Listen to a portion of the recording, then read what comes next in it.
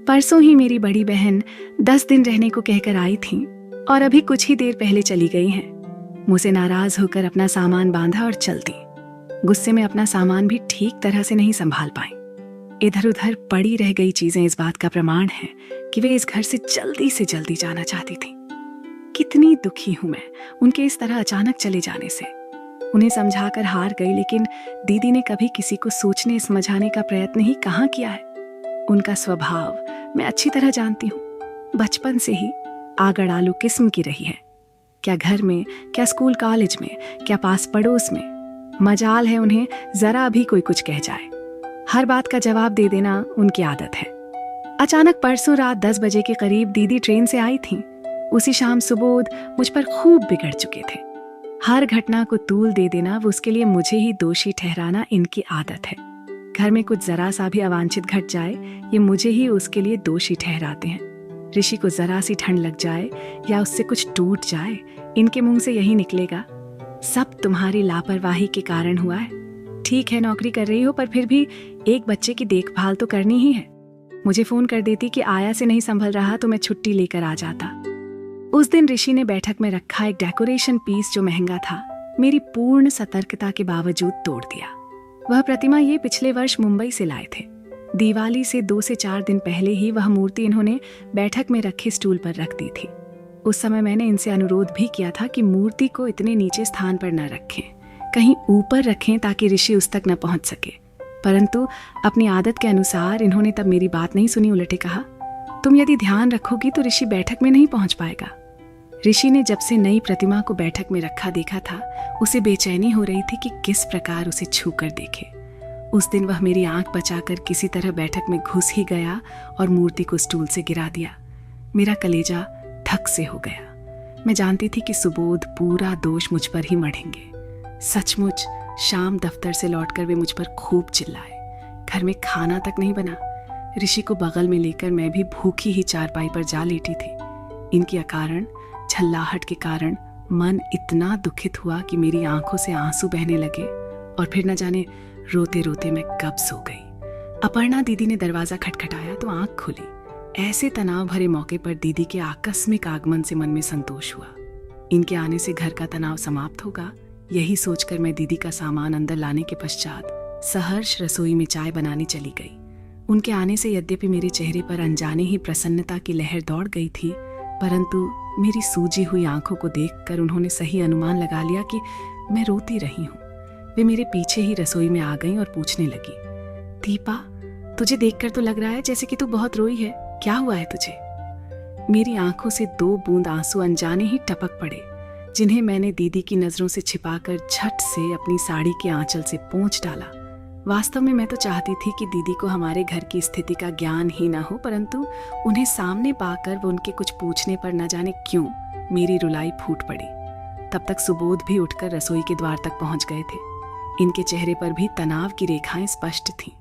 इन्होंने दीदी को प्रणाम किया और उन्हें लेकर बैठक में चल गए, जहां टूटी हुई मूर्ति के टुकड़े बिखरे पड़े थे। मैं चाय लेकर बैठक में पहुंची तो ये मेरी शिकायतों की पूरी फाइल दीदी के सामने खोले बैठे थे। देखिए, आपकी दीपा की लापरवाही का प्रमाण। मेरी लाई गई मूर्ति के ये टुकड़े स्पष्ट बता रहे हैं कि यह एक बच्चे की निगरानी भी ढंग से नहीं कर सकती। पूरा दिन घर में रहती तब भी आए दिन कुछ न कुछ नुकसान होता है। दीदी आश्चर्य से मेरी ओर देखने लगी। उनका अनुमान था कि अपनी उस शिकायत से मैं बहुत अधिक उत्तेजित हो जाऊंगी, पर मैं शांत बनी ज्यों की त्यों खड़ी रही तो उन्होंने मुझे आंखों ही आंखों में बुरी तरह घूरा, जैसे कि चुप रहकर मैंने बहुत बड़ा अपराध कर दिया हो। मैंने अपनी नजरें झुका ली और उठकर चुपचाप रसोई में खाना बनाने चल दी। सुबोध की इस चिड़चिड़ाहट व झल्लाहट का कारण मैं समझती न हूं, बात ऐसी नहीं है। मैं जानती हूं कि इनके परिवार का हर व्यक्ति पश्चिमी विचारों से प्रभावित है। हर व्यक्ति को अपनी आजीविका स्वयं कमानी चाहिए। इनके परिवार के हर सदस्य की यही मान्यता है। मेरी सास अभी भी कॉलेज में पढ़ाती है। इनकी दोनों बहनें सरकारी दफ्तरों में स्टेनो हैं।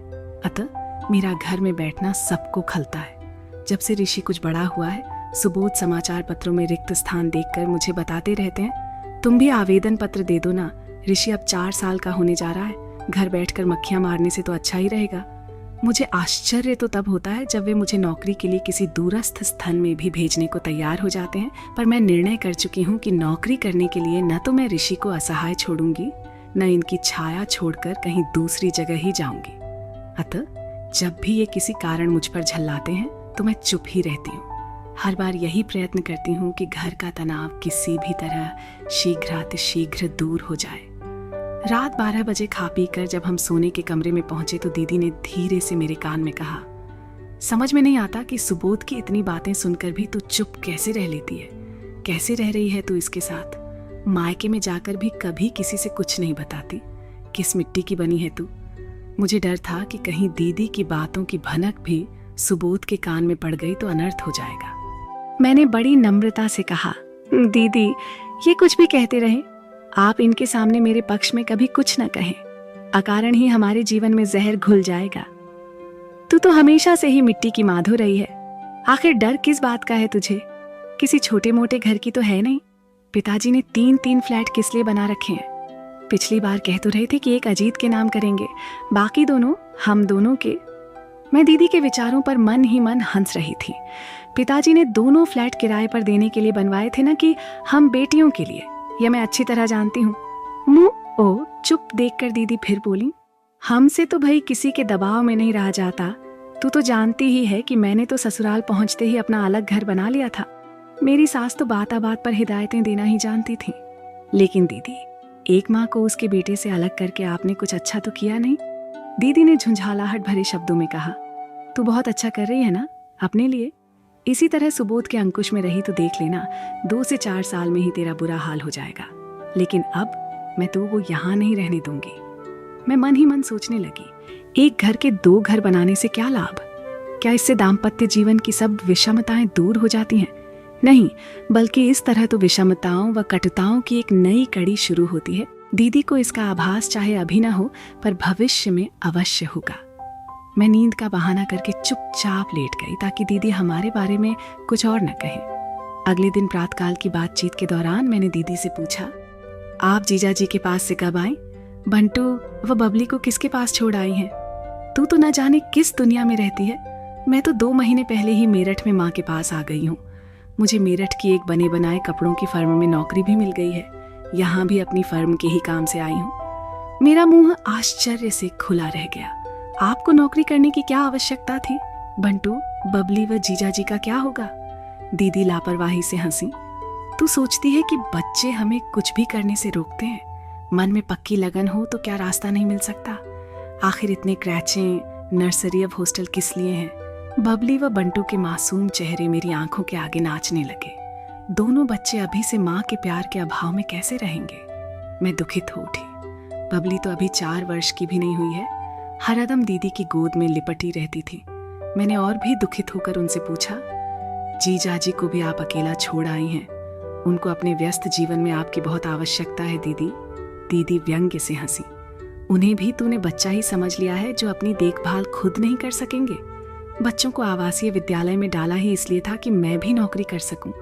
फिर क्या मैं उनके लिए बंद कर घर में बैठी रहती?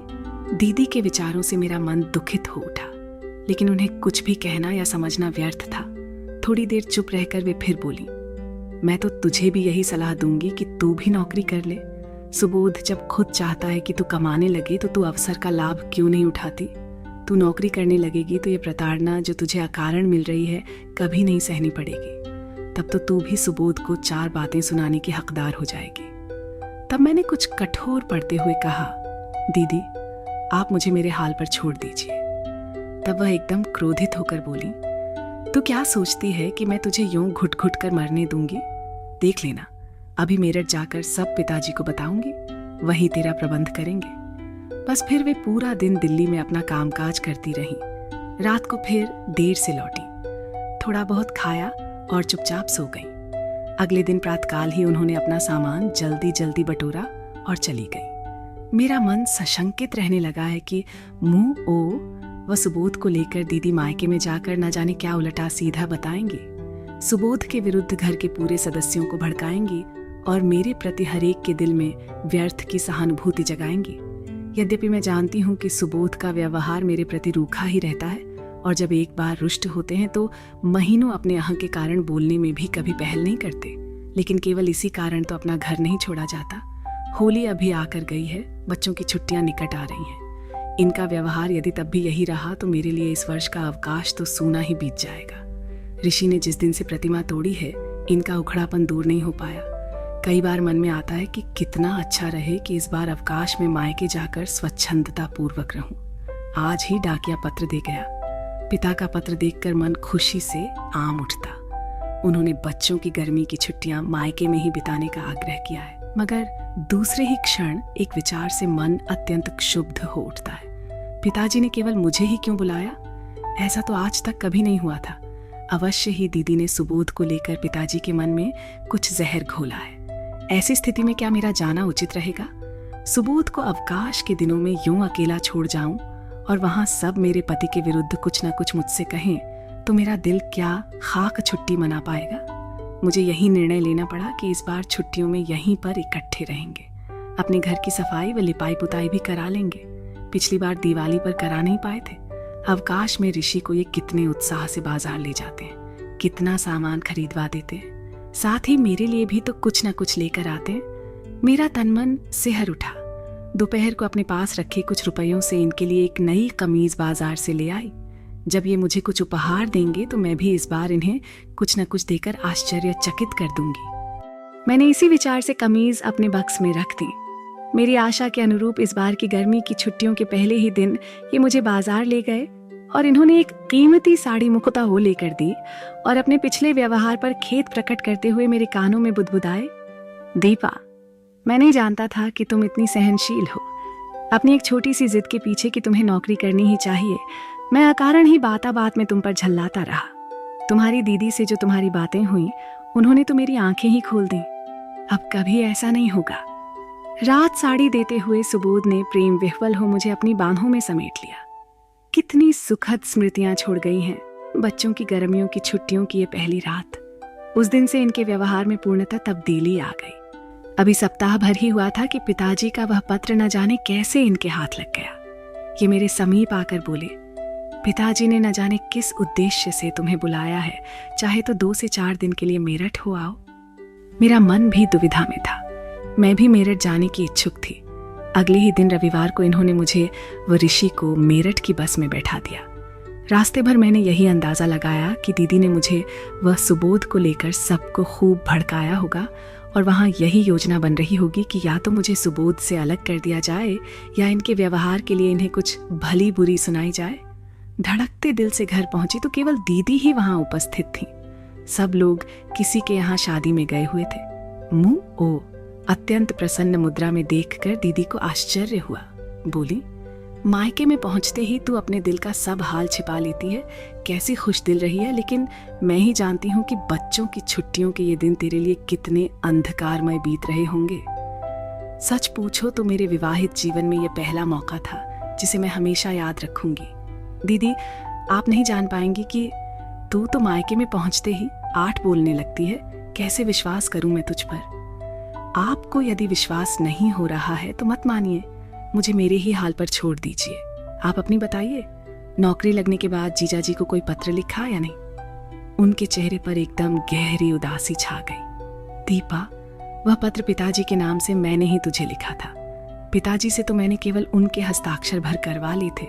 मैं चाहती हूँ कि तू मेरे साथ रहने लगे तो मैं यहाँ से अलग कोई किराए का मकान देख लूँ। तेरी नौकरी भी मैं लगवा दूंगी। यहाँ मायके में तो अब रहना मुश्किल हो गया है। दीदी, मैं यदि कभी नौकरी की आवश्यकता समझूंगी भी तो सुबोध से अलग रहकर किसी भी हालत में नौकरी नहीं करूंगी, और अब तो वे भी मुझे कहीं और भेजने वाले नहीं हैं। तो मैंने पूर्ण विश्वास से दीदी के नेत्रों में आंका तो एक बार फिर उनके चेहरे पर आत्मग्लानि के भाव उमड़ पड़े। शायद अपनी मूर्खता के लिए स्वयं को ही कोस रही थी। मैंने उन्हें समाने के उद्देश्य से कहा, मैं तो आपको भी यही राय दूंगी कि आप जीजाजी के पास चली जाए। अपने दोनों बच्चों का बचपन अपनी देखरेख में बीतने दें। उसके पश्चात भी यदि आपके पास समय हो तो पुणे में ही कोई काम ढूंढ सकती है। दीदी की आंखें छलक आईं। आंसू पोंछते हुए बोली, तू तो मेरा स्वभाव जानती ही है। हर बात पर तर्क करने की मेरी आदत ने उन्हें भी बोलने पर विवश कर दिया और वे गुस्से में न जाने मुंह से क्या क्या बोल गए। और आप उन्हें छोड़कर चली आए? क्या पति का घर छोड़ने से जिंदगी की राहें सहज हो जाती हैं? आप तो मायके में रह रही हैं, कैसा लग रहा है आपको? दीदी चुपचाप आंसू टपकाने लगी। मैंने कई बार अपने कानों से सुना है दीपा, माँ बड़े भैया से कह चुकी हूँ कि मेरा यहाँ रहना उन्हें बहुत बुरा लगता है। लोगों के प्रश्नों के उत्तर देते देते परेशान हो गई हूँ। दूसरे, उन्हें 4,000 रुपये महीने की आर्थिक हानि हो रही है। जिन 2 कमरों में मैं रह रही हूँ उनसे उन्हें इतना किराया आसानी से मिल सकता है। इसीलिए तो मैं चाह रही थी कि तू यदि मेरे साथ आ जाए तो कोई और जगह देख ले। मैं समझ गई कि अपनी जिद के पीछे दीदी जीजाजी के पास नहीं जाना चाहती। अकेले रहना कठिन लग रहा था। सुबोध के व्यवहार को देख ही आई थी, अतः उसका लाभ उठाना चाहती थी। अन्य कोई रास्ता उन्हें नहीं सूझा। मैंने उन्हें सुझाव दिया, आपके मन में डर है कि आपके लौटने पर जीजाजी की न जाने क्या प्रतिक्रिया हो, मगर वे बेहद संवेदनशील हैं। यदि आप उन्हें छोड़ कर ना आई होती तो निश्चय ही वे अपने कहे के लिए स्वयं ही खेद प्रकट करके कभी का आपको मना चुके होते। मुझे पूर्ण विश्वास है कि वे आपका स्वागत मुस्कुराहट के साथ ही करेंगे। दीदी कुछ देर सोचती रही, फिर नम्र शब्दों में बोली, तू ठीक कहती है दीपा, उम्र में मुझसे छोटी होने पर भी तू इतनी समझदार रही। सुबोध का स्वभाव भी तूने अपनी सहनशीलता व समझदारी से बदल दिया, जबकि मैं तेरे जीजाजी जैसे सहनशील व्यक्ति को भी यूं ही छोड़ आई और आज मुझे लगता है कि उनके बिना मेरा कहीं कोई ठिकाना नहीं। उनके पास लौट जाने में ही मेरा हित है। इन शब्दों के साथ ही दीदी आंखों में प्रायश्चित्त के आंसू पोंछते हुए एकदम उठकर खड़ी हो गईं। जब तक सब लोग लौट कर आए मैं अपना सामान बांध लेती हूँ। तो खुद देखना कि माँ के चेहरे पर मेरे लौट जाने के निर्णय को सुनकर कितनी प्रसन्नता दिखाई देगी। इसमें अस्वाभाविक भी क्या है?